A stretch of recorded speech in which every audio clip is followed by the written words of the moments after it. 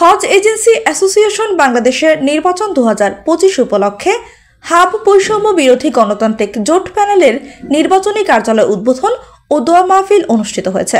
23 জানুয়ারি বৃহস্পতিবার বিকেলে রাজধানীর নয়াপল্টনে সাংগ্রিলা ইন রেস্টুরেন্টের হল রুমে এই উদ্বোধনী অনুষ্ঠানের আয়োজন করা হয়। অনুষ্ঠানে প্রধান অতিথি হিসেবে উপস্থিত ছিলেন হাব বৈষম্য বিরোধী গণতান্ত্রিক জোটের প্যানেল প্রধান হাবের সাবেক মহাসচিব এম.এ. রশিদ শাহ সম্রাট।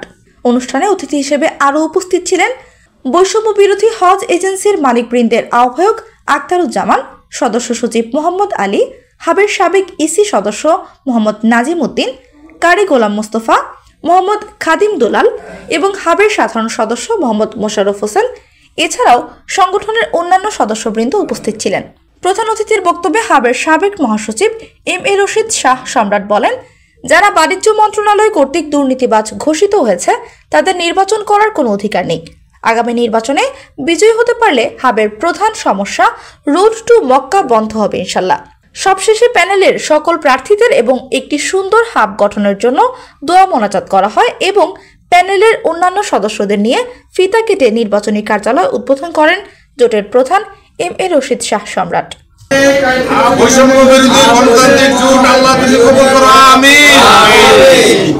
আপনাদের মধ্যে যদি রক্ত থাকে, তাদের ইলেকশন করার কোনো অধিকার নাই।